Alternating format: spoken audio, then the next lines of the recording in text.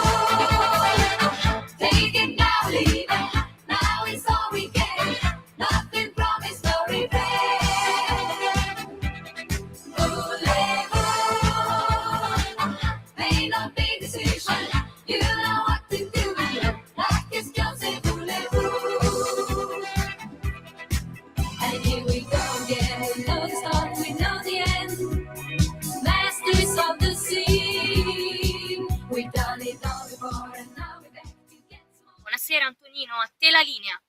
Buonasera a te cara Natalia e buon lavoro amiche e amici miei, ma non dall'avventura. Buonasera, siete sulle magiche onde di Radio Libertà. Questo è Zoom, il drive time in mezzo ai fatti. Io sono Antonino Danna e questa è la puntata numero 1193 di oggi, giovedì 14 di maggio dell'anno del Signore 2026. Cominciamo la nostra trasmissione, vi ricordo date il sangue.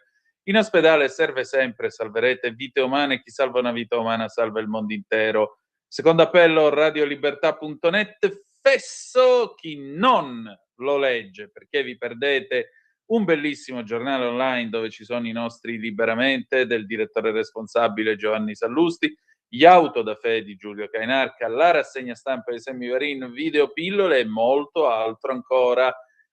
Radiolibertà.net is the place to be. 340 670 9659 per le vostre zappe o WhatsApp che dir vogliansi, oppure il telefono quando ve lo dirò io 029294 7222.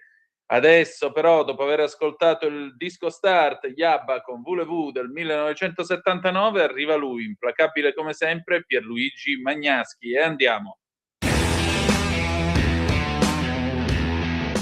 L'incontro a Pechino fra il presidente degli Stati Uniti Donald Trump e il presidente della Cina Xi Jinping è una vera e autentica svolta nella storia del mondo, una svolta che sancisce in politica il bipolarismo mondiale fra Washington da una parte e Pechino dall'altra. Sul tappeto di questo incontro ci sono temi molto importanti come la sospensione del conflitto in Iran, che sta danneggiando indirettamente anche la Cina, che vede compromesse le sue imponenti importazioni energetiche, o come una collaborazione sulle terre rare e l'intelligenza artificiale, e come anche la soluzione sembra molto lontana ma anche cruciale della questione di Taiwan. Ma questi temi, per quanto importanti, non lo sono come il pieno riconoscimento della Cina da parte degli USA. In questo processo operano l'arrogante funambolo Trump e il fermo, astuto e riservato Xi. Oggi infatti il leader cinese si è ritagliato una posizione di assoluta leadership basata sulla sua credibilità. È infatti un leader che parla poco ma che decide molto, e non su quisquiglie ma su temi strutturali e strategici. Il confronto purtroppo allo stato dei fatti premia Pechino e punisce Washington. Implacabile come sempre Pierluigi Magnaschi alle 18:23 minuti e 10 secondi. Adesso il Qui Parlamento con l'onorevole Stefano Candiani su piccoli comuni e il loro sviluppo, e a seguire, dopo la pubblicità, la nostra Gabriella Ronza torna con la sua rubrica. Parliamo un po' di l'errore è una condanna o è una possibilità? A saperlo. Vai pure Natalia, grazie. Qui Parlamento. Ringrazio Presidente. Siamo al tema delle aree interne, un tema che torna periodicamente ad essere trattato nelle aule parlamentari, ed è un tema che ci appartiene perché l'Italia è quella dei piccoli comuni. L'Italia è quella che conosciamo tutti per le nostre belle montagne, per le nostre belle vallate, ma è anche quella che è difficile poi da vivere nel momento in cui non si è turisti, ma lì dentro in quelle realtà ci si abita realmente. E allora fa bene il governo a portare una strategia per lo sviluppo delle aree interne, e fa bene il Parlamento a dare degli indirizzi. Ci sono delle mozioni oggi alla nostra votazione in aula, alcune presentate dalle opposizioni, sulle quali non mancheremo di dare il nostro sostegno laddove condividiamo, ma ci sono dei punti oggettivamente non condivisibili, e c'è una mozione di maggioranza alla quale anticipo già fin da ora che la Lega darà il proprio pieno sostegno, perché interamente ricomprende quella che è la nostra visione di sviluppo delle aree interne.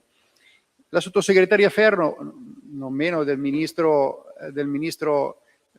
Foti e il ministro Calderoli, si sono impegnati negli anni per le aree interne.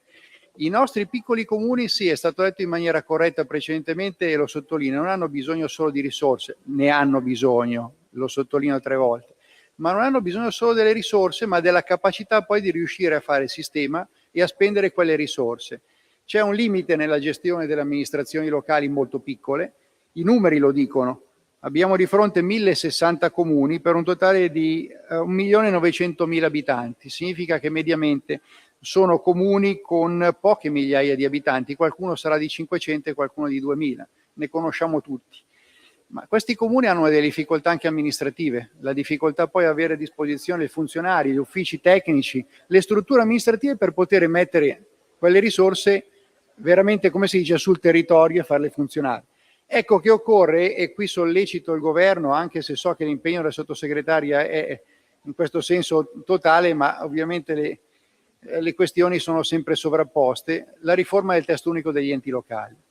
È una necessità da tanti anni sentita, la gestione associata dei servizi, ci devono essere delle modalità per le quali i comuni non si trovino poi ad avere risorse che fanno fatica a spendere perché non hanno le strutture a disposizione per poterle spendere. Occorre quindi una creazione di una struttura adeguata su un'area che sia maggiore rispetto a quella dei comuni per la gestione associata dei servizi. Va ripristinato il sistema delle province che rimetta i nostri comuni in connessione con una capacità quindi relazionale e che eviti anche lo spreco di risorse. Spesso e volentieri ci troviamo con doppioni amministrativi. Ma vado specificamente sul tema delle aree interne. Le aree interne non sono solamente i piccoli comuni del sud, sono i piccoli comuni del nord, sono i piccoli comuni di tutta Italia. Ho sentito prima fare qualche intervento da un componente dell'opposizione magari diciamo che l'esperienza per chi vive in un comune da 50.000 abitanti è differente rispetto a chi amministra un comune da poche centinaia di abitanti. Anche qui magari occorrerebbe un po' meno retorica, un po' più di pragmatismo. Conoscere i nostri comuni significa apprezzarne anche la capacità di resilienza. Ecco, faccio un'analisi però che tenga conto a partire dallo spopolamento dei problemi che abbiamo di fronte. Si tratta di dare non solo le risorse, ma anche un'identità a queste comunità, perché possano avere nella prossima generazione ancora un punto di riferimento. Il rischio altrimenti è quello di creare delle opportunità, nel caso magari di comuni molto belli, turistiche, delle opportunità che rendono queste realtà molto popolate nelle stagioni propizie, ma che poi condannano le stesse località a spopolarsi quando la stagione cambia. Penso alle località montane. Conosco bene la località della Val d'Ossola e della Val Lanzasco in particolare, mi sto occupando in maniera particolare e credo nei prossimi giorni faremo anche qualche altra riflessione sul comune di Macugnaga. Ma guardi, Presidente, non per stare nello specifico, ho preso oggi proprio un articolo che riguarda un comune della Val Valtellina, Madesimo. Questo può valere in altre realtà anche del centro Italia. L'investimento non può essere solo sull'economia stagionale, ma deve essere nell'identità di queste comunità, altrimenti il rischio reale è di creare delle bolle durante l'anno nelle quali c'è la sensazione che il comune sia vivo, ma senza poi gli abitanti realmente in grado di restarci nella stagione morta, quando poi la stagione cala e non c'è più l'attrazione turistica. Ecco allora che ritorno alla questione principale di creare delle opportunità per chi è giovane di restarci. Spesso e volentieri ci sono anche qualità di vita migliori che rispetto alle nostre grandi città. La questione però è di avere opportunità di lavoro e di avere anche opportunità di occupazione che siano, ripeto, fuori dalla stagionalità o nei comuni che non hanno una caratteristica turistica, che siano opportunità per non spopolare quel territorio. Penso sempre a quando salgo in Valle Anzasca e vedo durante il periodo invernale tutte le colline terrazzate. Quello è frutto di un lavoro di generazioni che dicono che quelle montagne erano con fatica tenute da chi ci ha preceduto e con fatica coltivate. Oggi questo senso di fatica e di lavoro è sostanzialmente frustrato dalle comunità che ci appartengono. È facile spostarsi da un luogo all'altro, è difficile stare in un luogo in tutte le stagioni, coltivarlo e nel caso specifico anche costruire una famiglia e dare una ragione ai propri figli per restarci. Attenzione, perché lo spopolamento dei piccoli comuni significa anche abbandono del territorio. Abbandono del territorio poi significa anche erosione o nel caso specifico anche dissesto idrogeologico.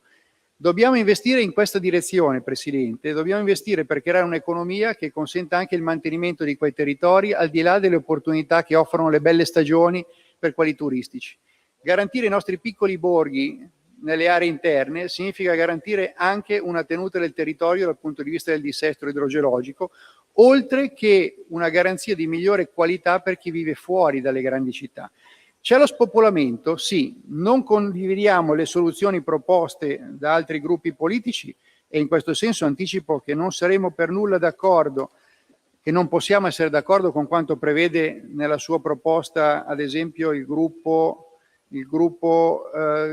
di Benzoni, che è il firmatario della risoluzione della mozione, che prevede al punto 17 addirittura sostenere e incentivare nell'ambito delle politiche di immigrazione regolare e di coesione territoriale percorsi strutturali di ingresso, inserimento stabile e radicamento dei cittadini stranieri nelle aree interne, concorrendo così a rafforzare il tessuto economico e imprenditoriale e alla tenuta demografica anche attraverso progetti di accoglienza. Ma di che parliamo? Ma si sta parlando di sostituire gli abitanti delle nostre realtà interne, i nostri piccoli comuni con i migranti. Ma questa non è sostenere l'economia dei territori delle aree interne, questo significa sostituire le persone. Non siamo d'accordo e voteremo contro. Siamo invece molto d'accordo con quello che è stato inserito e che abbiamo sostenuto nella mozione di maggioranza, che prevede che il governo adotti iniziative anche di carattere normativo volte a introdurre misure funzionali a compensare la minore capacità fiscale per abitante delle aree interne e dei comuni montani dovuta a fenomeni di spopolamento, rarefazione abitativa, invecchiamento della popolazione nell'ottica di rafforzare l'erogazione dei servizi fondamentali alla cittadinanza. Questo va fatto, investire sui servizi, investire sulle opportunità per restarci, creare lavoro e dare anche senso di comunità a quelle realtà. Ci sono questioni culturali che dovremmo trattare. Una comunità è legata al suo territorio significa espressione di un'identità di terra. Questa identità va preservata, Presidente, quindi ci devono essere anche politiche volte in questa direzione, a partire dai più giovani e a partire dai più piccoli. Piccolo è bello? Sì. Piccolo è difficile? Certamente. Sostenere con le risorse, qui dentro sono indicati parecchi miliardi di euro. Sostenere queste iniziative significa dare una possibilità appunto di sviluppo e di tenuta per queste realtà. Presidente, noi daremo voto favorevole alla risoluzione di maggioranza, convinti che le nostre aree interne siano un valore aggiunto e non certamente dei piccoli comuni semplicemente da chiudere accorpandoli ad altri. No, questo è esattamente l'opposto rispetto a quello che va fatto. Grazie onorevole Candiani. Qui Parlamento. Per la tua pubblicità visita il sito radiolibertà.net. Lo amiamo perché ci offre sempre le cose più buone e naturali. Linea Alberto Acerbis. Problemi respiratori, tosse, raffreddore, tosse secca, tosse grassa. Abbiamo il prodotto che ti può aiutare. Bronco Free, la soluzione bevibile alla bava di lumaca, timo, verbena, altea, papavero e marrubio. Un insieme di erbe e di prodotti che aiutano a sciogliere il catarro e a favorirne l'espettorazione in maniera naturale. La tosse è un meccanismo espulsivo naturale che il nostro organismo mette in atto quando all'interno delle nostre vie respiratorie entrano virus, entrano batteri, entrano sostanze che il nostro organismo ritiene dannose. Come fare per calmare la tosse? Bisogna sciogliere il catarro e favorirne l'espettorazione attraverso un mucolitico naturale. La bava di lumaca, infatti, attraverso gli enzimi litici in essa contenuti, aiuta a sciogliere appunto il catarro e aiuta la sua espulsione. Abbiamo un'offerta straordinaria per voi stamattina. Se dite ascolto Radio Libertà e chiamate lo 030 68 40 408, 3 flaconi di Bronco Free a 59 euro, e se dite ascolto Radio Libertà voi non pagate le spese di trasporto e in più avete uno splendido omaggio. Chiamate adesso 030 68 40 408. Che cos'è l'errore? Sull'errore si dice tanto. L'errore diventa una colpa, diventa un rimorso, un rimpianto. Ci sono proverbi molto famosi che parlano dell'errore. Errare è umano, perseverare è diabolico, sbagliando si impara. L'errore è qualcosa che ha definito la nostra umanità per millenni, è alla base di intere mitologie, di credenze e di racconti. Salve a tutti, sono Gabriella Ronza e oggi indagheremo il concetto di errore. Nella mitologia greca e romana sbagliare non è semplicemente un inciampo umano, è qualcosa di molto più grande, che riguarda la struttura stessa dell'universo, diventa qualcosa di cosmico. I greci chiamavano un tipo specifico di errore una tracotanza, che caratterizzerebbe gli esseri umani quando vanno oltre i limiti imposti dalla divinità e cercano di essere più di quello che sono. Ogni volta in cui qualcuno ha superato questo limite ha subito una conseguenza, una punizione, la cosiddetta nemesis. L'errore in questo caso è l'infrazione di un ordine, e poiché l'ordine deve ristabilirsi, lo fa a spese di tutto, distruggendo eventualmente anche chi ha compiuto quell'errore. Pensiamo al famoso personaggio mitologico di Icaro, figlio di Dedalo, che fuggendo assieme al padre indossa le ali costruite da quest'ultimo, si avvicina troppo al sole, il suo errore, quindi la sua tracotanza di librarsi troppo in aria, e per questo vede sciogliersi le sue ali per poi effettivamente cadere in mare e morire. O Prometeo, che compie un errore, una colpa di fronte agli dei, in quanto dona agli esseri umani il fuoco e viene quindi condannato a una sofferenza eterna. Ecco, la particolarità di questi racconti è rendersi conto che l'errore in questo caso diviene una caratteristica onnicomprensiva dell'individuo in questione. Noi non conosciamo altro, o comunque molto altro, di Icaro se non l'Icaro di questo errore. L'errore per gli antichi non era qualcosa da cui si usciva, ma è qualcosa che ti definisce per sempre. è irreversibile. Probabilmente ciò è dovuto anche al modo in cui ci si rapportava al concetto di tempo. Per gli antichi greci il tempo era ciclico, tutto ritorna, tutto si ripete. Se il tempo è un cerchio, allora anche l'errore lo è, perché l'errore è l'atto di rottura col tempo. Dopo l'errore inizia una nuova linea temporale della tua esistenza.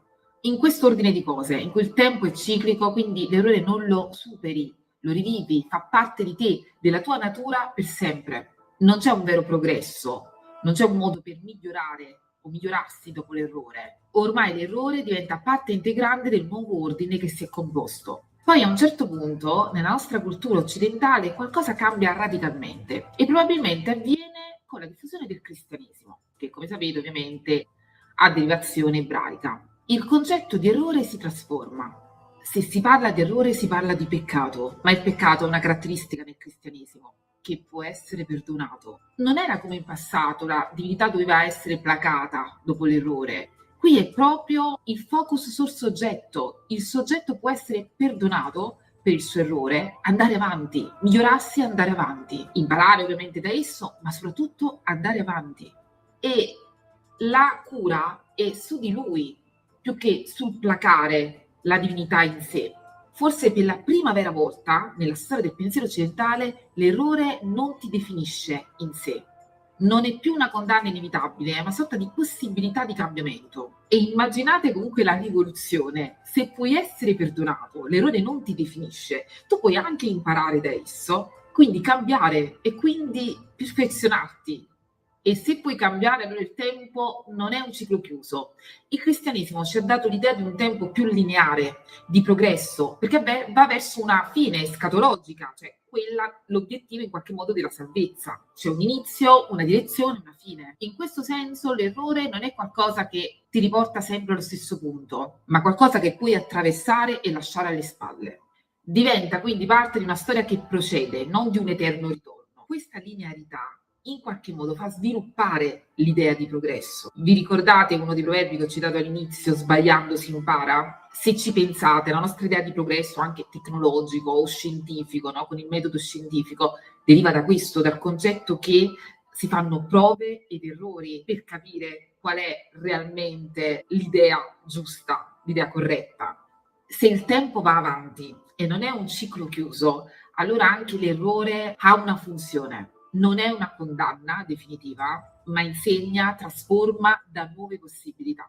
Forse commettiamo errori molto simili a quelli dei nostri avi, ma il fatto che abbiamo la possibilità di essere perdonati e quindi di migliorare dopo di essi è forse una conquista molto più moderna di quello che crediamo. Ora voglio sapere cosa ne pensate nei commenti. Se questo video vi è piaciuto lasciate un like o seguitemi. Sono veramente, veramente curiosa di leggervi. Io intanto vi saluto e vi aspetto qui nel prossimo video.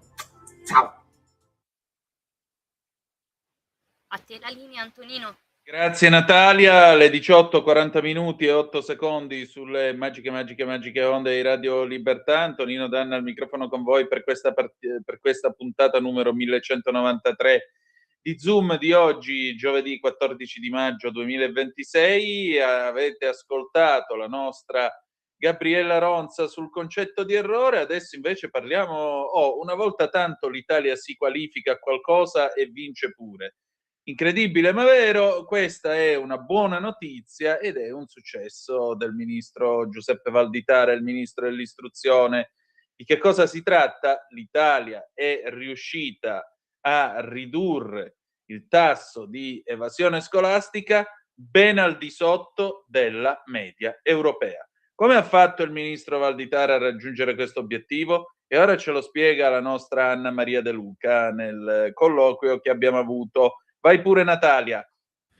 E allora anche questa sera è tornata a trovarci la nostra Anna Maria De Luca, che vi ricordo essere psicologa nonché esperta di questioni scolastiche, e questa sera festeggiamo un traguardo. Il traguardo è molto semplice. Sotto la gestione di Giuseppe Valditara del Ministero dell'Istruzione e del Merito, come si chiama adesso, la dispersione scolastica, cioè quelli che abbandonano la scuola o che non vanno a scuola, è arrivata a livelli record, cioè è stata ridotta a livelli record rispetto agli ultimi 30 anni, dai tempi di Luigi Berlinguer, che fu ministro nel governo D'Alema, e Amato II, anno di grazia 1996-2001. Allora Anna, festeggiamo questo minimo storico che tra l'altro è ben al di sotto dell'obiettivo UE del 9%, noi siamo all'8,2%. Ecco, come ha fatto Valditara a raggiungere questo obiettivo? Sì, assolutamente è un risultato storico, un traguardo che non si è mai realizzato in Italia. Non so se hai modo di mandare i grafici che abbiamo Sì, visto. si vedono sul canale video.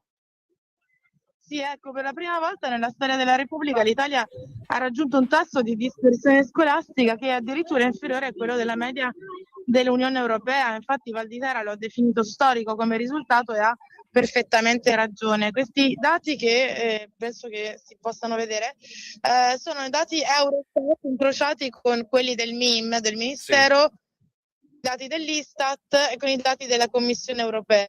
E adesso siamo all'8,2%, parlo del tasso dei giovani tra i 18 e i 24 anni che hanno abbandonato il percorso formativo senza conseguire un titolo di istruzione secondaria superiore. Considera che la media europea è al 9,1% e quindi noi abbiamo un punto in più, un punto di vantaggio rispetto alla media, quindi penso che la Germania sia al 13,1%, la Finlandia, che è sempre considerata un modello scolastico d'eccellenza, è al 9,9%, noi siamo al 9,1%, quindi è un risultato straordinario. Questo mi sembra chiaro. Senti, ma come è riuscito a ottenere questo risultato? Allora, l'azione che ha messo in piedi Valditara è una strategia complessa su più livelli. Allora, bisogna mettere assieme come in un puzzle tutti i vari pezzi per capire come si è arrivato a questo. Uno dei pezzi è il decreto Caivano, ti ricordi? Sì. Abbiamo parlato tanto. Ecco, il decreto legge del 2023 che fu approvato dopo i fatti di Caivano, cioè una scuola che era arrivata all'attenzione nazionale proprio per il grado di il grado di degrado che aveva raggiunto, e quel decreto però ha introdotto una riforma strutturale che riguarda non solo Caivano ma tutta l'Italia. In sostanza, per fartela breve, prima del decreto di Valditara, se un genitore non mandava i figli a scuola pagava una multa fino a 30 euro, cioè figurati, niente praticamente. Invece con il decreto Caivano l'impianto è stato rovesciato, cioè i genitori rischiano una reclusione fino a 2 anni se i figli vanno a scuola e anche un doppio ammonimento sia da parte del dirigente scolastico che da parte del sindaco. Il meccanismo è sempre lo stesso, no? Cioè, quando un preside si rende conto che un ragazzo non va a scuola, la scuola chiaramente è obbligata a segnalare al comune l'assenza di questo ragazzo, quindi la mancata frequenza. Il comune a sua volta ammonisce la famiglia. Se l'ammonimento viene ignorato, scatta la segnalazione all'autorità giudiziaria e questo sistema praticamente è un sistema di sposta la responsabilità dal bambino alla famiglia, all'istituzione scolastica, a tutta la comunità locale nel suo insieme, perché cioè, se poi entri nella concretezza della quotidianità di che cosa succede, le famiglie che spesso non mandano i bambini a scuola sono le famiglie più disagiate, diciamo. Allora, non sempre i sindaci hanno piacere a dire ad uno che magari è stato in prigione, o comunque una persona che non sia proprio delle più raccomandabili, guarda che se non mandi tuo figlio a scuola rischi di finire in prigione pure tu. Cioè la faccenda è delicata, non è così scontata, perché i ragazzi a scuola ci vanno, quindi sono i casi più estremi spesso, no? Quelli di dispersione scolastica. Quindi voglio dire, Valditara ha toccato dei temi molto delicati durante tutti questi anni. Pensa alla chiusura dei diplomifici, cioè, lui è sotto scorta, quindi ci sarà un motivo, no? Cioè, la chiusura dei diplomifici, si è messo contro i poteri forti, si è messo contro le mafie, ha avuto posizioni molto forti, e dire che un genitore rischia il carcere se il figlio non va a scuola è sicuramente una posizione forte. Cioè, il risultato 8.000 studenti che precedentemente erano dispersi sono tornati sui banchi. A Napoli sono stati recuperati 4.285 alunni, Caserta 1.660, Salerno 1.075. E questa benedetta scuola di Caivano, da cui era partito appunto il decreto, anche, cioè, pensa che se tu guardi a Caivano, l'istituto da cui è partito il decreto, su 750 iscritti, quest'anno i frequentanti sono stati 751, cioè un bambino in più, perché si è iscritto nel corso dell'anno chiaramente, rispetto a prima, quindi piena frequenza e risultato raggiunto.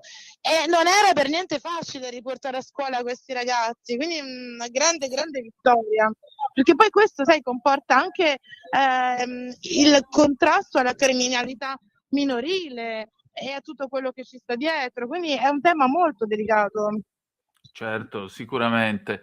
Senti, ma diciamo così, quali sono ora le altre misure che si possono fare per ridurre ulteriormente tutto questo?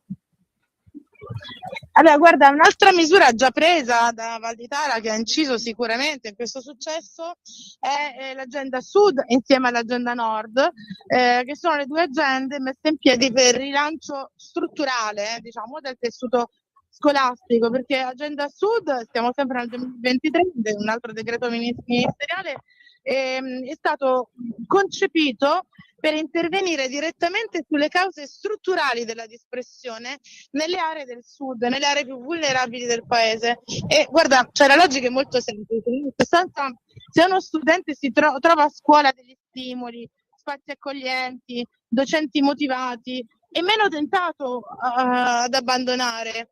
E considera che Valditara ha messo 325 milioni di euro su questo piano, su Agenda Sud, a cui poi si sono aggiunti altri 60 milioni di euro in seguito, insomma, ed è un piano rivolto alle scuole primarie e secondarie di primo grado e di secondo grado per Abruzzo, Basilicata, Calabria, Campania, Puglia, Sardegna, Sicilia e pure il Molise. E nel secondo anno questo piano ha raggiunto ben 2000 scuole e considera che erano circa 245 quelle individuate dall'Invalsi come le scuole più fragili in termini di rischio di dispersione scolastica. Questo piano, Antonino, ha 10 linee d'azione. In sostanza si fonda sulla didattica personalizzata e sull'orientamento, nel senso che ogni scuola deve costruire dei percorsi su misura per gli studenti a rischio, su misura come se fosse proprio un abito sartoriale, con un tutoraggio individuale da parte dei professori e delle attività di orientamento che vengono estese durante tutto il primo ciclo, ma anche dopo, perché l'obiettivo è quello di intercettare il disagio prima che diventi abbandono, che quella è una fase molto particolare e molto dettagliata. Quindi si tratta in sostanza di seguire ogni ragazzo nel proprio percorso, perché ogni studente chiaramente è un mondo a sé, è una storia unica, e quindi per questo è molto importante che il percorso sia costruito su misura. Poi un altro elemento importantissimo è che abbiamo adesso, sempre grazie a Valditara, più docenti nelle materie di base, cioè italiano, matematica, inglese, che sono le materie dove le lacune accumulate più facilmente alimentano la demotivazione, perché sai, se tu ti ritrovi 4 in italiano, 4 in matematica e 4 in inglese, cioè, vuol dire l'abbattimento è assicurato, no? Quindi sono quelle le materie su cui l'abbattimento morale, quindi sono quelle le materie su cui bisogna intervenire. E, i docenti ovviamente vengono retribuiti per questi incarichi aggiuntivi rispetto all'orario scolastico. Un altro aspetto è la scuola che è aperta tutto il giorno, proprio per trasformare la scuola in un presidio territoriale permanente e sottrarre i ragazzi ai contesti di rischio. E poi sport, arte, laboratori, teatri, laboratori di coding, di robotica. Altri 255 milioni di euro appunto sono stati aggiunti per tutte queste attività non curricolari, che sono però considerate fondamentali proprio per la motivazione e per l'inclusione. E infine un altro aspetto importantissimo è il coinvolgimento delle famiglie, perché vengono organizzati dei gruppi di supporto alla genitorialità, perché come ben sai nessuno ci insegna a fare i genitori e soprattutto in certi contesti è molto difficile, no? Quindi la famiglia non è vista come un soggetto passivo di provvedimenti sanzionatori, ma proprio come un soggetto attivo che deve far parte come attore principale del processo di apprendimento dei ragazzi. Poi anche l'Invalsi ha giocato bene il suo ruolo per quanto riguarda la formazione docenti. L'Invalsi è l'istituto che si occupa appunto della valutazione e che coordina la formazione dei docenti per quanto riguarda la didattica all'orientamento, la progettazione didattica, e quindi ogni scuola viene accompagnata dall'Invalsi in questo percorso, diciamo, di autoriflessione e di monitoraggio degli apprendimenti. E poi un altro aspetto importante è l'accordo, la partnership, diciamo, con la realtà locale, quindi con gli enti locali, con le imprese, perché le scuole possono attivare delle convenzioni con le cooperative, con le realtà imprenditoriali del territorio, con le associazioni, proprio per dare ai ragazzi l'opportunità di misurarsi con il campo reale, no? Quindi non di uscire dalla teoria, ma di vivere esperienze di formazione, di alternanza sul campo, e quindi sentire che la scuola è utile per lavorare, non è solo una cosa teorica campata per aria che vi viene lì per uranio, ma che è lo strumento che tu hai per costruirti concretamente il tuo futuro. E questo stesso modello poi è stato portato su Agenda Nord, no? Che riguarda 300 scuole del centro-nord, più o meno insomma, poi c'è una dotazione di 45 milioni di euro, un altro contributo di 150.000 euro per istituto, insomma tantissimi soldi sono stati investiti per questo. Se unisci i due programmi superiamo il 1 miliardo di euro. E tu pensa che è talmente bello questo programma che la Commissione europea ha riconosciuto Agenda Sud come buona pratica replicabile a livello continentale.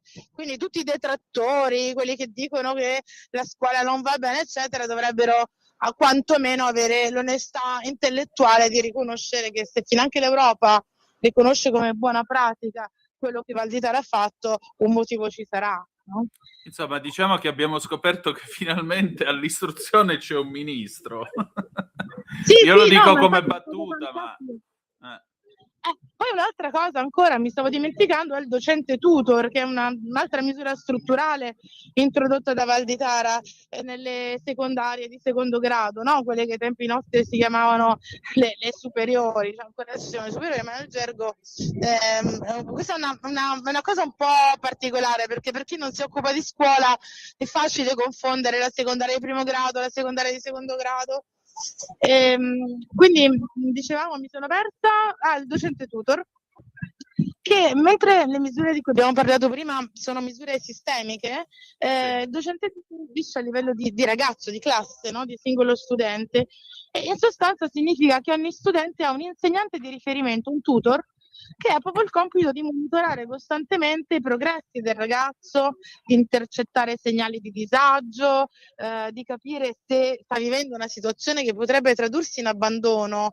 Quindi è diverso da avere una persona esterna, perché un docente tuo che ti fa da tutor è proprio una guida, no? Si costruisce un rapporto di fiducia, è una persona che conosce direttamente lo studente e anche il suo contesto familiare, quindi è un meccanismo molto importante che si basa sulla prevenzione precoce, cioè sul non aspettare che uno studente accumuli assenze o bocciature per intervenire, ma proprio sulla possibilità e la capacità, scusa che sono per strada, c'è molto rumore, la capacità di identificare il rischio quando ancora puoi fare qualcosa, quando ancora è reversibile, no?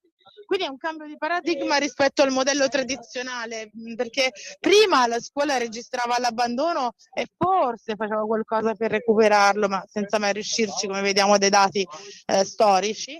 Adesso invece siamo nel campo della prevenzione dell'abbandono, quindi è una prospettiva totalmente ribaltata. Certo. Sono molto contenta di questo successo, di questo traguardo, perché a parte che insomma credo che finalmente sia un dato incontrovertibile, nessuno può dire che non è così, qualunque cosa si possano inventare è obiettivamente così, anzi vorrei proprio capire se c'è qualcuno in ascolto che può avere il coraggio di negare dati così oggettivi.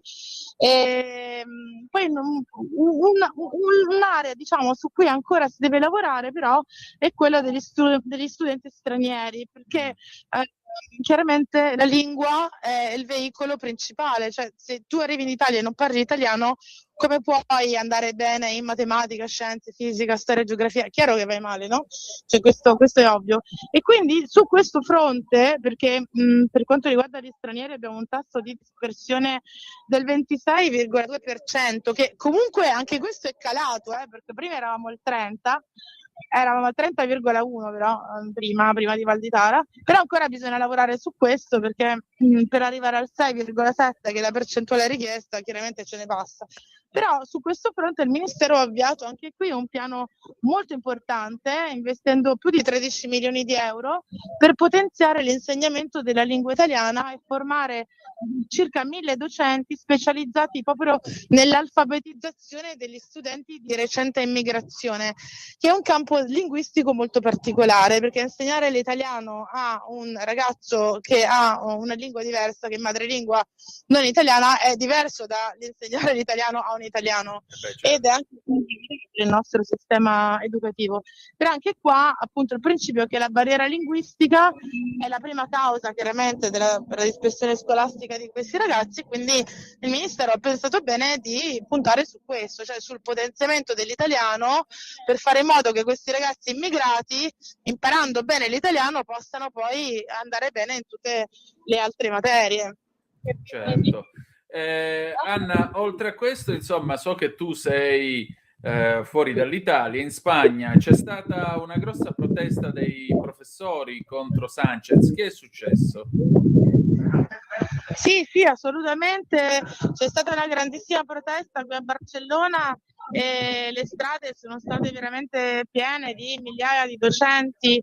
Che dire, loro stanno protestando per la qualità della scuola pubblica, ce l'hanno con Sánchez, stanno protestando per la qualità della scuola pubblica, per i pochi investimenti nell'istruzione e soprattutto per la fascia 03, la fascia dell'infanzia, no? Da 0-3 anni, che resta scoperta, ed è, guarda, una fascia dove invece Valditara ha investito più di 60 miliardi di euro per il prossimo anno, proprio perché questi primi anni di vita sono fondamentali non solo per il bambino ma anche per le famiglie, per le mamme, perché tu pensa che una famiglia, un ragazzo e una ragazza che hanno un bambino piccolo, cioè, pensa anche alle difficoltà logistiche, no? Di dover lavorare e nel frattempo pensare al bambino, mandarlo a scuola, cioè. Quindi l'intervento che il Ministero italiano sta facendo, che è l'intervento che gli spagnoli vorrebbero in Spagna ma che non c'è, anche in questo caso è come dire, all'avanguardia rispetto ad altri paesi. Certo. Senti Anna, c'è un piano di asili nido in Italia, no? Di 820 milioni di euro destinati ai comuni, chiaramente. Poi se i comuni non sono capaci di fare progetti e di prendere finanziamenti, quello è un altro paio di maniche. Però il piano c'è. Certo. Senti, ma come la vedi questa visita? Allora mi permetto di allargarmi un attimo. Come la vedi questa visita della principessa Kate a Reggio Emilia? La principessa Sì, è venuta per gli asili nido e gli asili in Emilia-Romagna, quindi... Beh, sta un po' seguendo forse le orme di Diana, no? Che si è molto occupata in passato dei bambini, delle quali non ho seguito bene la cosa perché sono a Barcellona, quindi non ho idea del perché la principessa Kate sia andata in Emilia-Romagna, ma sicuramente ci sarà stato qualche accordo politico. È andata a verificare la qualità degli asili, questo è lo scopo della visita. La qualità? Sì. Beh, non pensavo che avesse la capacità di valutare la qualità di un sistema scolastico. E qual è stato il responso? Pare che lei sia molto entusiasta, è stata accolta ieri in pompa magna, addirittura ha scambiato qualche battuta in italiano con i bambini degli asili che le chiedevano come ti chiami e lei ha risposto mi chiamo Caterina, e quindi queste cose così, ecco. Questo te lo riferisco io da qui, non ti preoccupare. Sì, questa è una notizia che mi mancava, non che fosse fondamentale averla, però mi fa piacere saperla. No, siccome appunto... come notizia, direi, sì. si vede che i nostri asili nido funzionano bene, insomma. Beh, l'Emilia-Romagna è una regione che ha sempre avuto una tradizione di asili nido, a differenza del sud Italia, dove gli asili nido sono sempre stati pochi, no? Perché comunque è sempre stato anche in relazione all'industrializzazione, quindi nei posti dove le donne lavorano, gli asili nido esistono da sempre. Al sud, dove c'è anche, voglio dire, una mentalità un po' diversa per quanto riguarda la gestione dei figli, eccetera, abbiamo avuto sempre meno asili nido, a parte quelli privati chiaramente, ed è per questo che appunto Valditara dal primo suo insediamento, dall'inizio del suo mandato, appunto ha insistito molto sulla fascia 03. Tra l'altro anche l'Europa ci dice di investire sulla fascia 03, perché è una fascia fondamentale. Però sai, cioè, creare asili nido significa anche liberare le donne, cioè dare alle donne la possibilità di lavorare, perché tu devi pagare una babysitter che ti costa quanto prendi tu di stipendio, spesso molte decidono di non andare a lavorare, così non pagano la babysitter, si tengono il figlio a casa e più o meno a livello economico, diciamo, stanno a pareggio, no? Quindi vanno avanti con solo stipendio maschile. Però è chiaro che è una follia, perché l'asilo nido non è babysitteraggio, cioè nell'asilo nido i bambini fanno delle esperienze che vanno ben oltre quello che un bambino può fare a casa con una babysitter più o meno improvvisata. Comunque è un'esperienza educativa, un'esperienza di socializzazione, quindi sicuramente nei posti dove gli asili nido mancano, vengono a mancare delle skills importanti, perché già il fatto che un bambino, per quanto sia piccolo, impari a capire che la mattina si deve alzare, deve andare al suo lavoro, no? Deve avere responsabilità di andare là, relazionarsi con altre persone, coetanei, adulti, imparare delle cose, avere dei compiti da portare a termine. E tutto questo non c'è se tu stai in casa con la babysitter. Quindi è vero che economicamente per una famiglia pagare una babysitter o rinunciare al lavoro della donna più o meno, spesso, soprattutto su certi lavori, no? Più o meno si equivale, ma per il bambino è un grande danno, e anche per la donna, perché rinuncia comunque alla sua opportunità di indipendenza. Quindi per questo dico sempre che il Ministero dell'Istruzione è il ministero più complicato, perché Valditara non si occupa solo di istruzione, si occupa di tutta l'Italia, perché i meccanismi, e del futuro soprattutto, perché i meccanismi che stanno nella scuola sono i meccanismi alla base della costruzione del domani. Certo. Senti, per concludere, io lo anticipo soltanto perché ne parleremo giovedì prossimo. Ricomincia da te. Non è un insulto e non è un invito. Che cos'è Ricomincia da te? È il titolo di un libro che ho scritto per aiutare le donne ad uscire da relazioni tossiche, comunque relazioni che fanno male, e ancora meglio a non entrarci, cioè a riconoscere i segnali all'inizio di una relazione, i segnali che possono portarti in quella strada e quindi a cambiare percorso.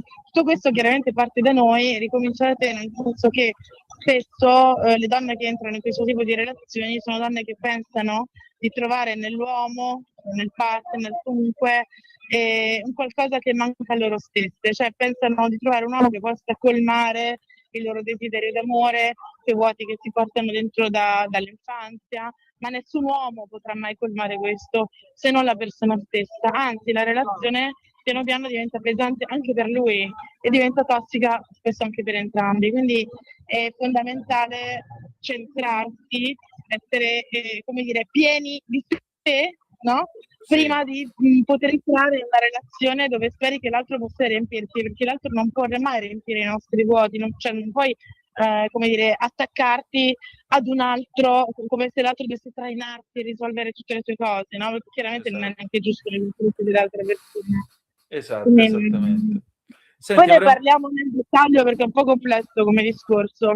Ma è molto interessante, io ti ringrazio come sempre del tuo contributo. Anna, allora, buona Barcellona. Grazie a te, guarda, festeggiamo questo risultato per l'Italia, perché veramente l'Italia si festeggia solo quando si vincono i campionati di calcio, ma questo è un risultato che bisogna veramente festeggiare, di cui essere assolutamente orgogliosi.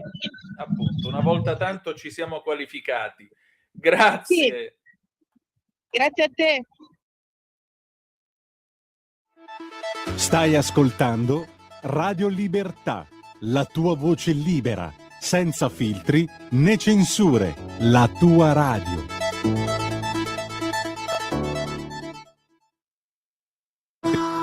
Va ora in onda In attesa di giustizia, casi irrisolti a cura dell'avvocato Claudio De Filippi.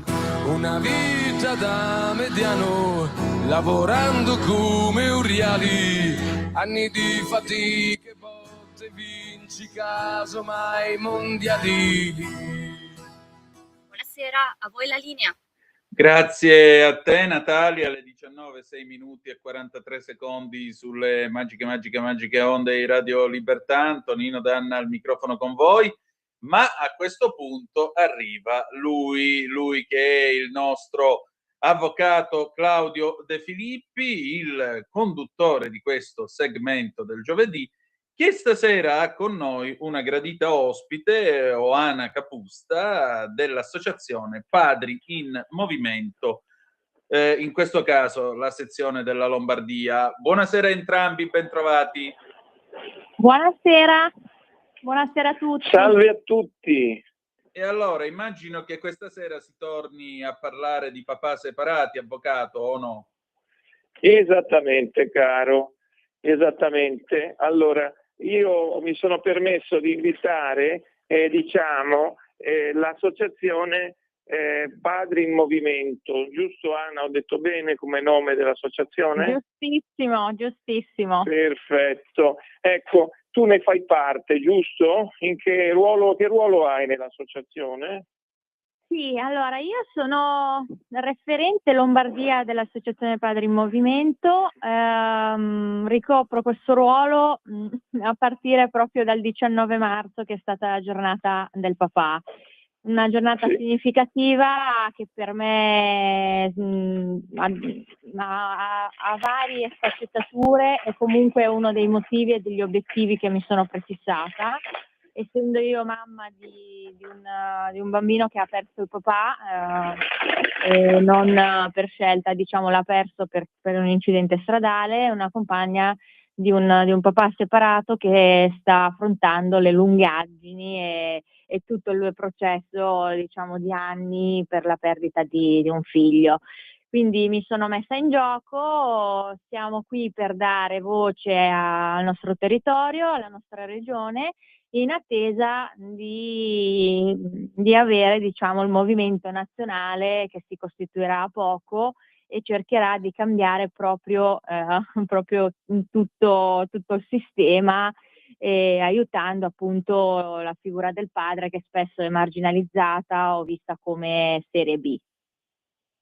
Ecco, cara, visto che noi abbiamo già avuto altre associazioni, ospiti della trasmissione, chi è il presidente nazionale, se puoi dirlo, e dare magari anche qualche dato sulla sede, sui numeri di telefono, siti web, mail, eccetera, eccetera. Certo. Allora, la sede nasce a Roma, dove il presidente, il consiglio, diciamo, direttivo operativo dal 2018, sta operando, diciamo, con la rete dei territori. Si chiama Jakub Golebiewski. Si può contattare la sede di Roma a segreteria@padriinmovimento.it, e invece per quanto riguarda il territorio sono io, e abbiamo sempre la mail dedicata lombardia@padriinmovimento.it. Inoltre c'è anche il sito per chi volesse, diciamo, prendere altri dati o comunque avere delle informazioni più approfondite, che è sempre padriinmovimento.it.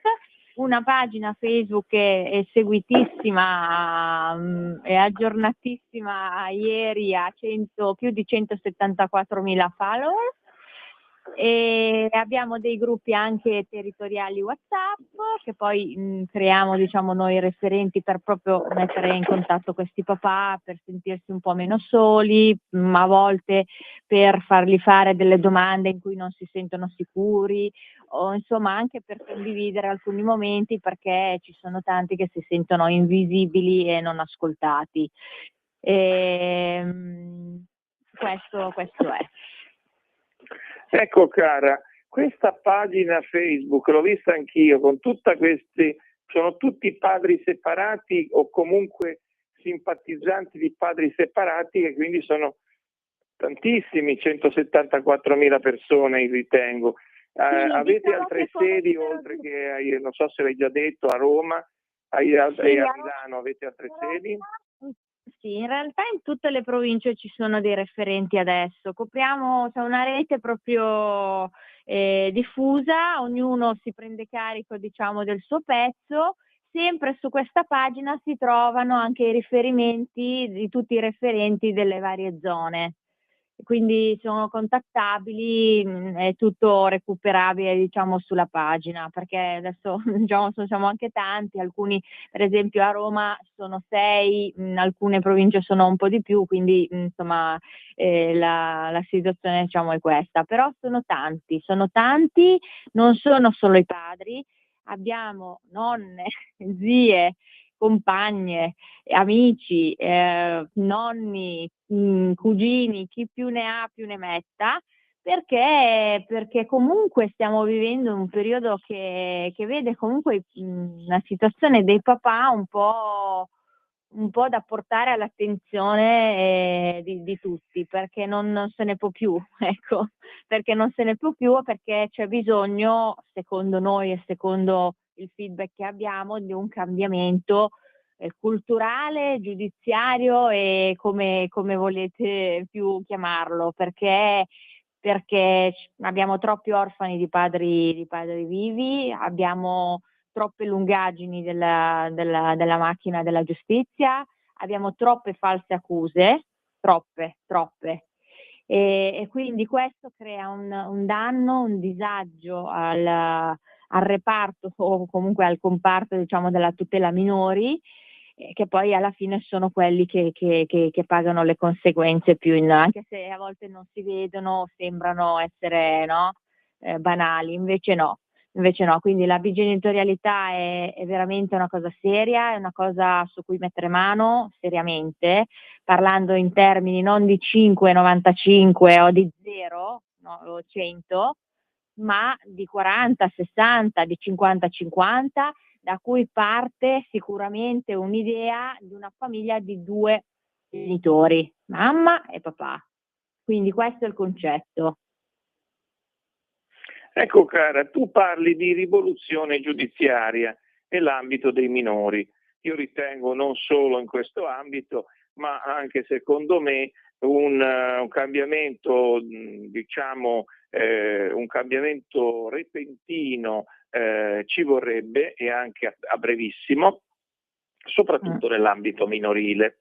Quali pensi che possano essere i cambiamenti che si possano apportare, pur non essendo tu giudice, avvocato, PM, eccetera, eccetera, ma ovviamente aderente ad un'associazione con questa sensibilità sul mondo minorile? Quali pensi che possano essere le modifiche legislative, anche perché l'associazione mi sembra di aver capito che si vuole proporre come movimento politico per i padri separati, o sbaglio? Esatto. Non vorrei anticipare troppo perché a breve ci sarà l'inaugurazione ufficiale con le proposte proprio portate dal team legale che ci rappresenta. Però in breve, siccome l'associazione si sta evolvendo e quindi siamo ad un passo da diventare un movimento politico, e appunto presenteremo questo progetto di legge per un cambiamento radicale nel sistema delle separazioni, e i temi sono, cerco di fare una sintesi, no? Poi mi chiede, diciamo, se non ha più equilibrio, tempi realmente condivisi, maggiore tutela del legame padre-figlio, ascolto reale dei minori, percorsi meno distruttivi per le famiglie. Questo, diciamo, è sotto il cappello della tutela minori, perché il tempo della giustizia non è il tempo dell'infanzia, e questo è un dato che vede, diciamo, e trova accoglienza al 100%.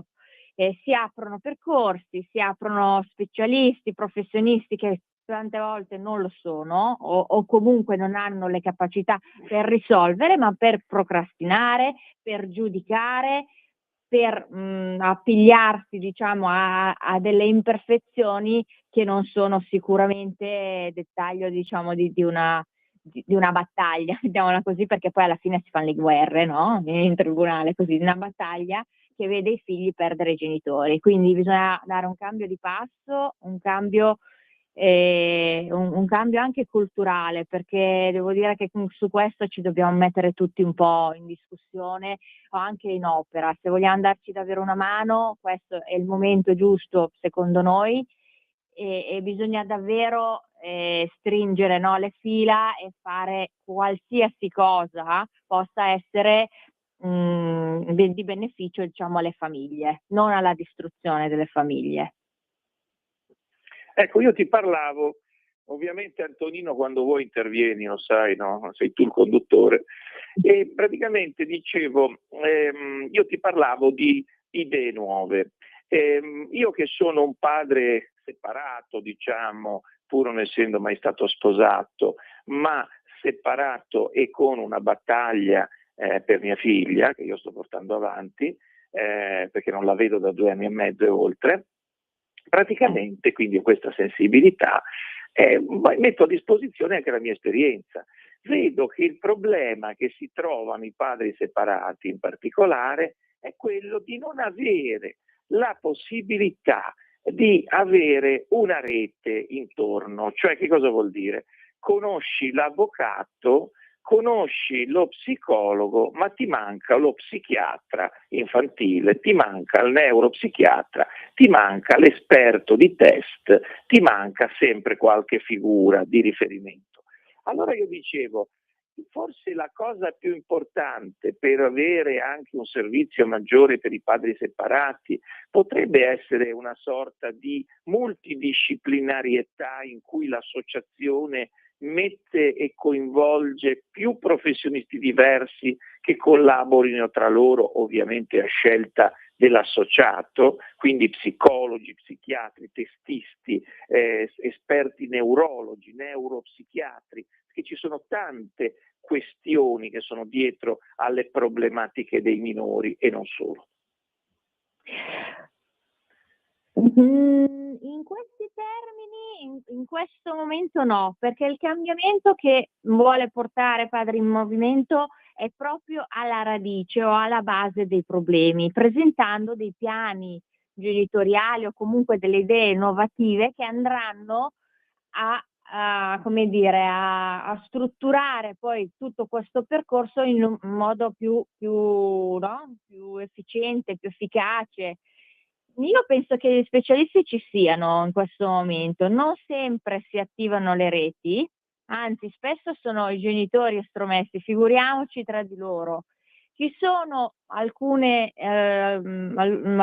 correnti, delle correnti, diciamo, importate, non italianissime, diciamo così, che non funzionano però, cioè questo almeno è quello che noi ci sentiamo di dire, quello che abbiamo raccolto, no? Dal sentiment o comunque quelle che sono le storie dei papà, perché gli interventi devono essere rapidi e la multidisciplinarità in quel caso potrebbe servire, semplificando però le strutture, semplificando le figure, non aggiungendo sempre di più, perché questi sono anche i costi per le famiglie.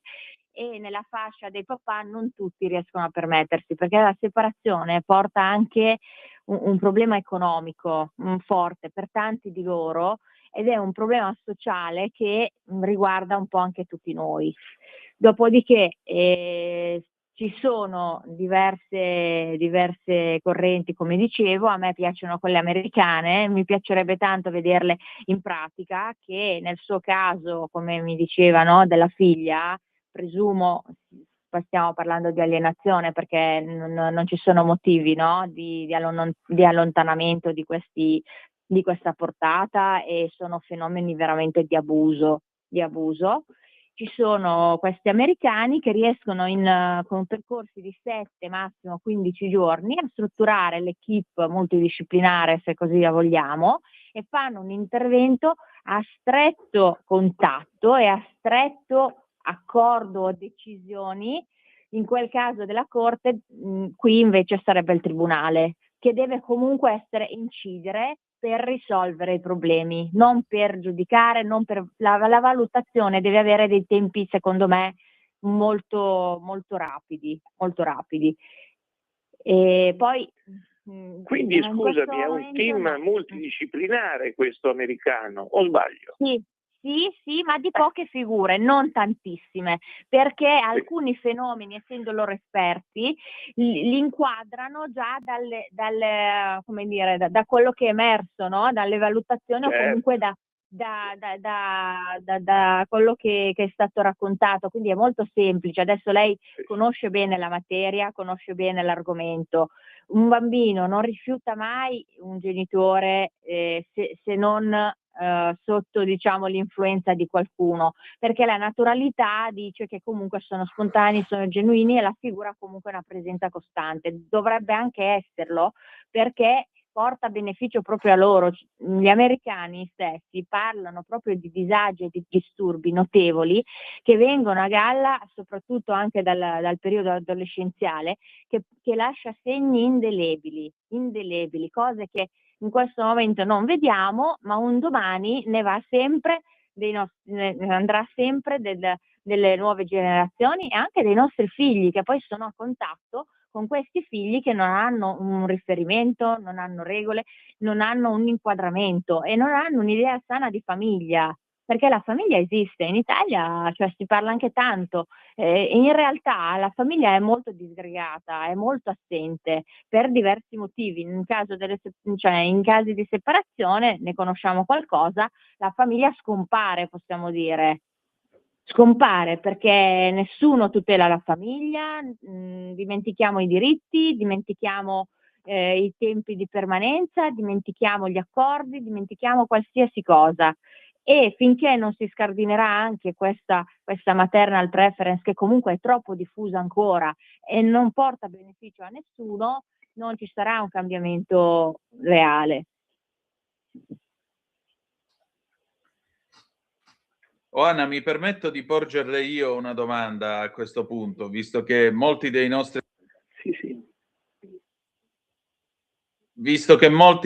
ascoltatori probabilmente se lo staranno chiedendo. Un vostro parere sulla questione della famiglia Trevelyan, che naturalmente non è una famiglia separata, però anche qui c'è stato un pesante intervento da parte dello Stato. Voi che cosa ne pensate? Visto che parliamo di bigenitorialità e qui c'è una madre che per esempio non ha potuto passare la Pasqua con i figli e nemmeno il padre.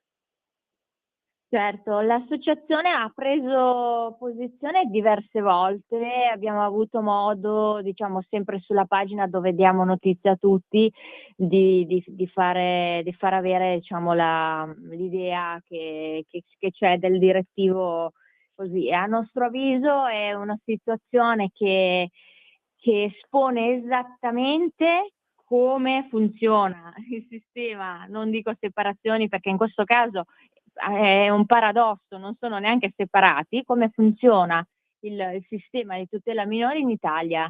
Troppo spesso decisioni affrettate, niente soluzioni, tempi prolungati.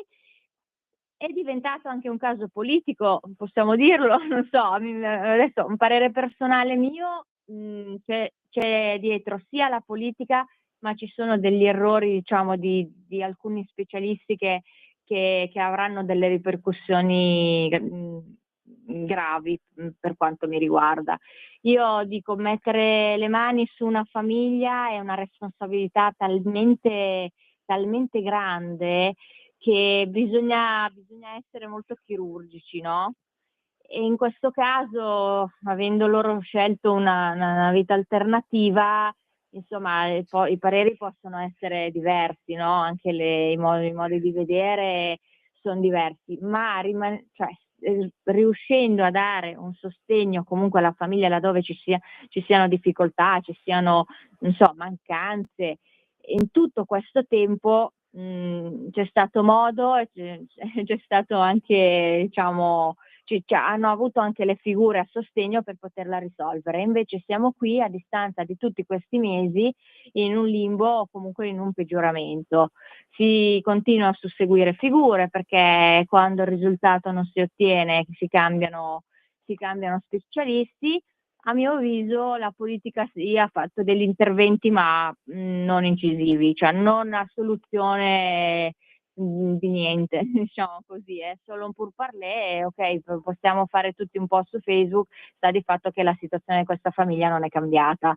Ed è questo il motivo per cui Padri in Movimento nasce, non solo per parlare, perché sono 20 anni, 30 anni che sono tante associazioni che parlano, ma per provare a cambiare qualche cosa che possa davvero iniziare a dare un segnale che i papà, che i genitori, che le famiglie, perché ci sono anche mamme, no? Cioè noi adesso non facciamo distinzione, io stessa sono mamma, no? Ma per eliminare proprio alcune criticità, ingiustizie, perché ci sono tante. E va sicuramente la famiglia e la tutela minori deve avere un occhio di riguardo, dico speciale, ecco, forse per farvi capire un po' come funziona. Un bambino senza i genitori non può crescere bene, e dobbiamo difendere questa cosa. Indubbiamente. Avvocato? Allora, io a quello che Oana ha detto, posso solo aggiungere che anche secondo me la giustizia deve fare una giravolta su se stessa. I tempi della giustizia minorile sono eccessivi. E questo va contro la necessità di agire velocemente, come questi americani dicono, perché i bambini, gli adolescenti, i maggiori 18, 19, 20 anni sono sempre ragazzi molto fragili che hanno bisogno di avere le due figure di riferimento. Quindi diciamo che io sono dell'opinione che un'associazione come Padri in Movimento, molto critica sul sistema, mi vede assolutamente d'accordo, perché il sistema in questo modo non sta proteggendo, non sta facendo il tanto, diciamo, osannato interesse del minore, e per cui va cambiato il modo di intervento.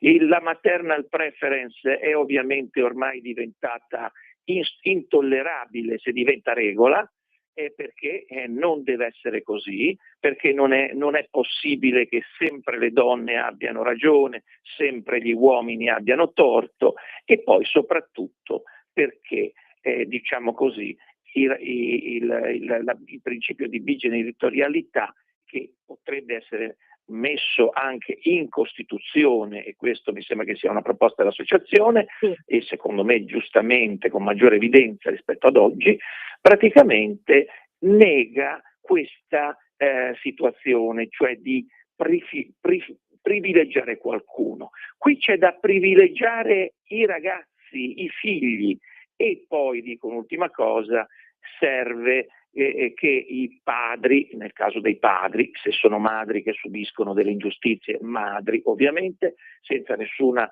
preferenza anche in questo caso, combattano fino ad ottenere il benessere dei propri figli. Perché io sono dell'opinione, non sono uno psichiatra, non sono uno psicologo, non sono un neurologo, un neuropsichiatra, ma ritengo che la famiglia formatasi, anche se non sposati, anche se separati, sia sempre una famiglia, e quella famiglia deve essere protetta, non a danno di qualcuno, ma deve essere protetta tutta, a meno che ovviamente non ci siano dei fatti gravi per cui qualcuno deve essere escluso. Quindi, per chiudere questa mia piccola filippica, vorrei fare un'ultima domanda a Oana, che ha risposto, mi sembra, molto, diciamo, modo solare e anche preciso.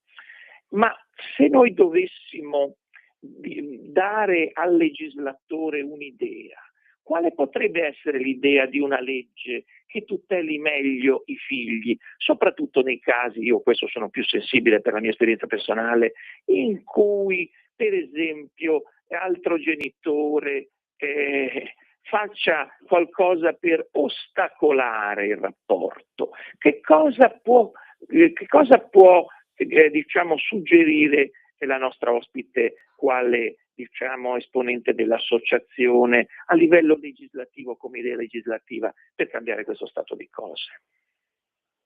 Allora, io ho la mia idea chiarissima, che non è mia, devo dire che l'ho rubata sempre agli americani o comunque l'ho studiata, e devo dire che in alcuni ambiti si sente anche in Italia. Rimane sempre a livello teorico, perché a livello pratico in questo momento non risultano casi, diciamo, di questo tipo che hanno sortito, diciamo, un effetto. Però in questi casi la letteratura scientifica di medici, ecco, quindi non di medici proprio esperti in rifiuto genitoriale, che lo chiamano così, alias alienazione, prevedono punizioni restrinte, diciamo, velocissime di intervento, diciamo, al momento in cui si presenta questo fenomeno, con un'inversione di collocamento presso il genitore allontanato, neutralizzando il terreno.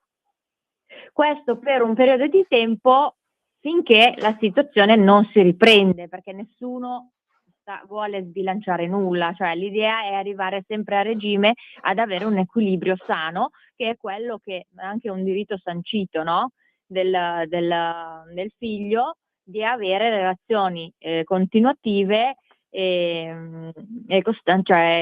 con entrambi i genitori, no? Quindi non niente di eclatante, niente di.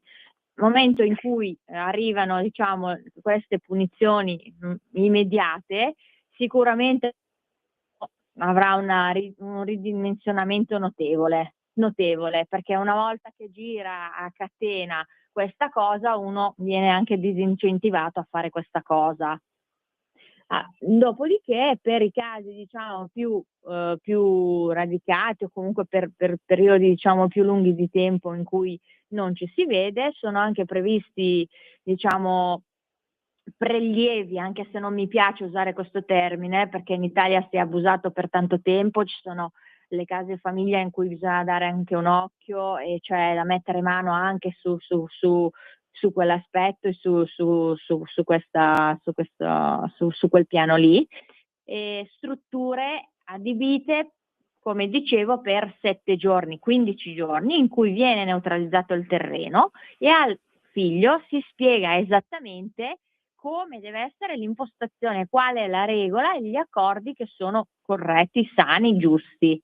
Dopodiché, nel momento in cui il figlio rimane con uno specialista, diciamo, dentro, che gli spiega tutto l'iter, e anche le decisioni prese dalla Corte, perché intendiamoci, noi in Italia nessuno ha più fiducia o nessuno ha più paura di una cosa della giustizia, perché basta vedere tutte queste madri che violano in ogni formula, in ogni riga, questi atti che sono sanciti, sono comunque stipulati, diciamo, e controfirmati da un tribunale, ma nessuno ormai fa questo, diciamo, è all'ordine del giorno, che ognuno fa come gli pare, e comunque la figura, diciamo, giudiziaria non è che ha tutto sto peso. L'ha detto il giudice, io tanto faccio come mi pare.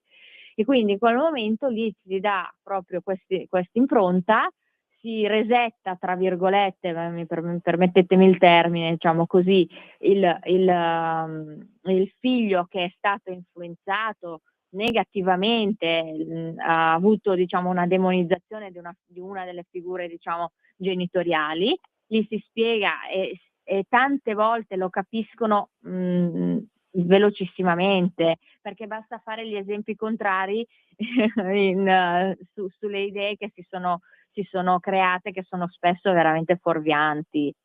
E quindi dopo una settimana si rientra a pieno regime, che mi sembra una cosa bellissima, cioè non so voi cosa ne pensate, però davvero è un sogno, perché azzera i tempi di tutto quanto, dà la possibilità poi alle famiglie di ripartire su un binario giusto, sano, e di fare poi ognuno nei tempi di passare un tempo di qualità, ognuno per i fatti suoi, perché lo stesso dottore dice nessuno è perfetto, e questo è un film famoso nessuno è perfetto, ma l'incapacità di rendere l'accesso all'altro genitore è una violazione grave che va sanzionata subito, tempestivamente da parte del tribunale. Questo è il primo passo.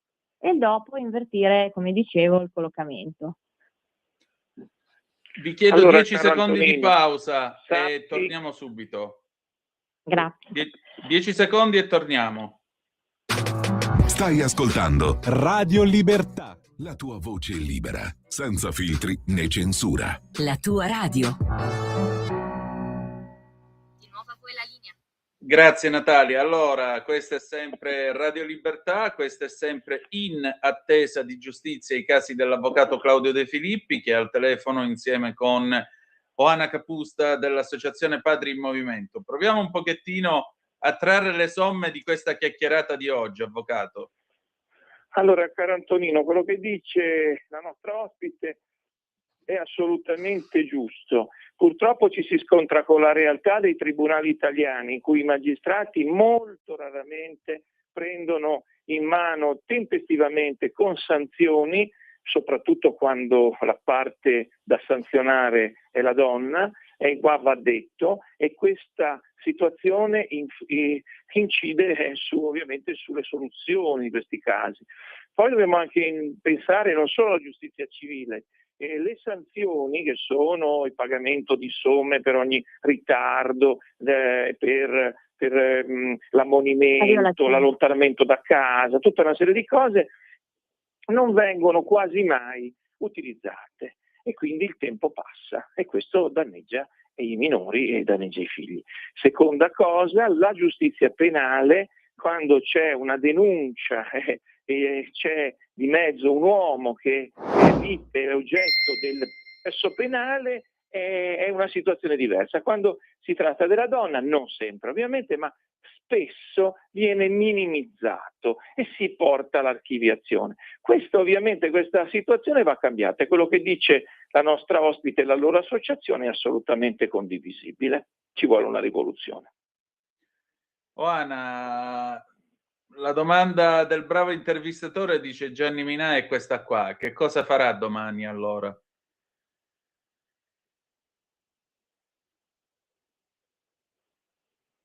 Oana?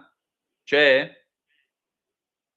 Mi sa che abbiamo Caduta perso. la linea, Antonino. Mi sa che l'abbiamo persa.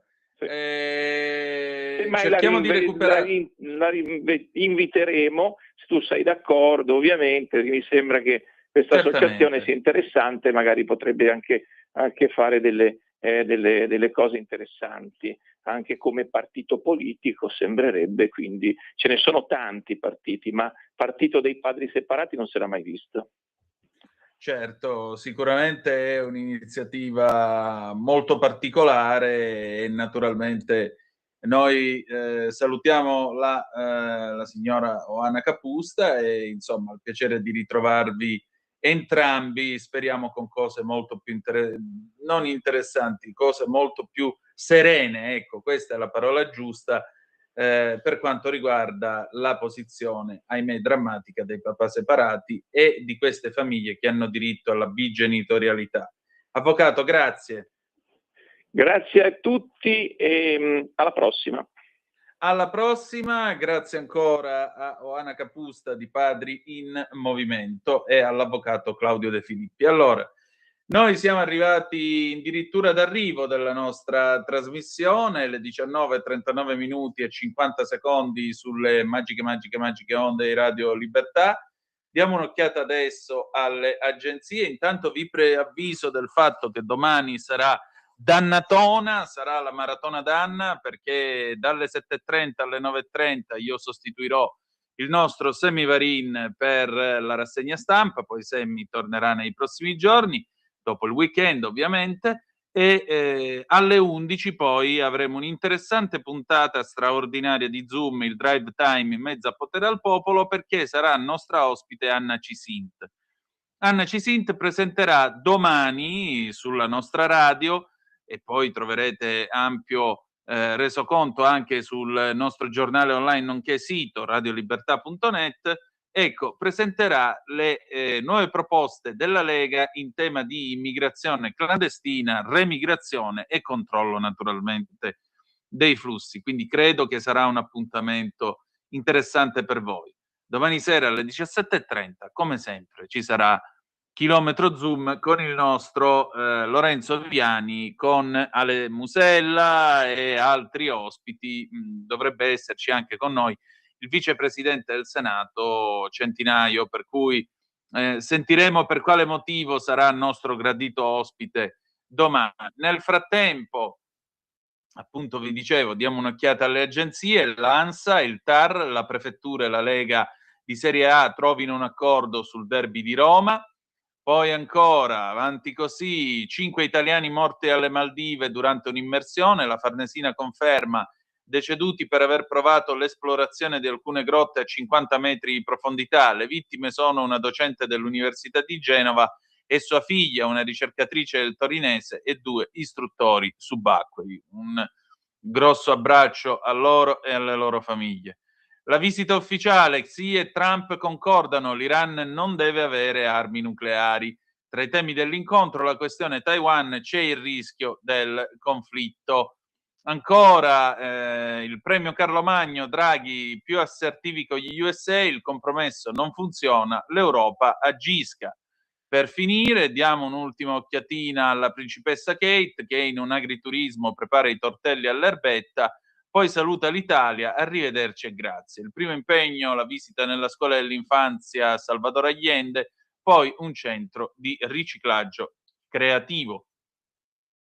Diciamo anche che il ministro della Sanità in Inghilterra, Streeting, si è dimesso, lancia la sfida Starmer, si apre ufficialmente la corsa contro il Premier per la guida dei Labour e del governo britannico. Questo significa che le ore di Sir Keir, Budino Keir Starmer sono ormai contate, per non dire contatissime, e quindi anche questo sarà qualcosa, diciamo così, da seguire e da vedere. Andiamo a dare un'occhiatina anche alla BBC e la BBC si lancia in un'analisi di questo primo giorno di visita da parte di Donald Trump in Cina. Certamente c'è stata questa grande pompa magna nei confronti del presidente americano, grande accoglienza, i colpi di cannone, i bambini che cantavano, tutto quello che volete. C'è stato anche questo grande momento con la cena, con Trump che dice ti considero un amico, caro Xi, sei uno dei migliori leader che ci siano nel mondo, però la verità è che per il momento la discussione su tutto ciò che diciamo così, su tutto ciò che inerisce l'Iran e tutto ciò che inerisce anche la questione Taiwan sono ancora sul tavolo. L'unica cosa che emerge dal colloquio tra i due, uno, il fatto che l'Iran non debba avere la bomba atomica, due, c'è questa lezione, la cosiddetta trappola di Tucidide, che è stata citata da Xi Jinping, cioè l'idea che una superpotenza già affermata muova guerra a una potenza in ascesa per paura di essere scavalcata. E lui dice sostanzialmente: guardate che noi non vogliamo essere vostri avversari, ma anzi possiamo essere vostri amici, partner, e possiamo cooperare e fare anche dei bei soldi assieme. E questo è un tema che l'uomo abituato al dialogo e agli accordi, soprattutto Trump ha scritto, o comunque circolano vari libri con la sua firma che parlano dell'arte dell'accordo. Beh, questi sono argomenti che per lui sono alquanto sensibili. Con questo noi abbiamo finito, ci salutiamo con una bella canzone di Elisa featuring Ligabue del 2006, Gli ostacoli del cuore. Appuntamento domani alle 7:30 con l'inizio della Dannatona, la Maratona Danna, per la rassegna stampa, e poi alle 11 con Zoom, il drive time in mezzo a Potere al Popolo. Anna Cisint ci parlerà dei nuovi provvedimenti proposti dalla Lega in tema di immigrazione, e poi alle 17:30 Chilometro Zoom con Lorenzo Viviani. Grazie per essere stati con noi e ricordate che the best is yet to come, il meglio deve ancora venire. Vi ha parlato Antonino Danna. Buonasera.